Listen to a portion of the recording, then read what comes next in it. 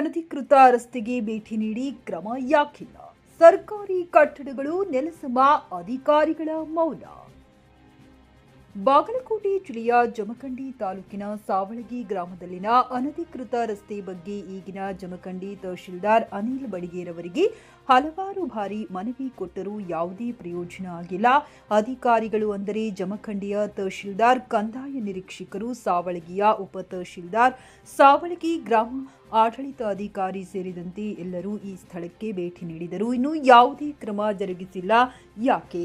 ಸಾವಳಗಿ ಗ್ರಾಮದಲ್ಲಿ ಹಳ್ಳ, ಕೆರೆ ಒತ್ತುವರಿ ಮಾಡಿ ಅವರ ಸ್ವಂತ ನಿವೇಶನಗಳಿಗೆ ರಸ್ತೆ ನಿರ್ಮಾಣ ಮಾಡಿದ್ದರೂ ಅಧಿಕಾರಿಗಳು ಮಾತ್ರ ಮೌನ.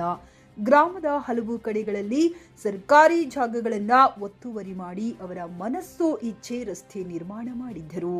ಅಧಿಕಾರಿಗಳು ಮಾತ್ರ ಇದಕ್ಕೂ ನಮಗೂ ಯಾವುದೇ ಸಂಬಂಧವಿಲ್ಲ ಅನ್ನೋ ರೀತಿ ಇದ್ದಾರೆ. ಈ ವಿಷಯವನ್ನ ಗಂಭೀರವಾಗಿ ಪರಿಗಣಿಸಿ ಕ್ರಮ ಜರುಗಿಸದೆ ನಿರ್ಲಕ್ಷ್ಯ ತೋರಿದ ರೀತಿ ನೋಡಿದರೆ ಅಧಿಕಾರಿಗಳ ಕೈವಾಡ ಎದ್ದು ಕಾಣುತ್ತದೆ.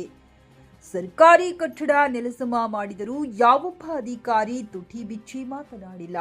ಇದೇ ತರಹ ಅವರ ಮನೆಗಳನ್ನು ಕೆಡವಿ ರಸ್ತೆ ಮಾಡಿಕೊಂಡಿದ್ದರೆ ಸುಮ್ಮನಿರುತ್ತಿದ್ದರೆ ಎಂದು ಸಾರ್ವಜನಿಕರು ಪ್ರಶ್ನೆ ಮಾಡುತ್ತಿದ್ದಾರೆ.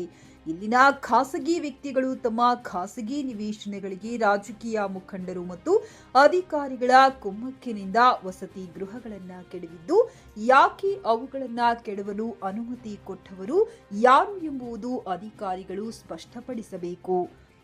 ಈ ಎರಡೂ ಸ್ಥಳಕ್ಕೆ ಸಂಬಂಧಿಸಿದ ಅಧಿಕಾರಿಗಳು ಸ್ಥಳಕ್ಕೆ ಭೇಟಿ ಕೊಟ್ಟರೂ ಯಾವುದೇ ಪ್ರಯೋಜನ ಆಗಿಲ್ಲ.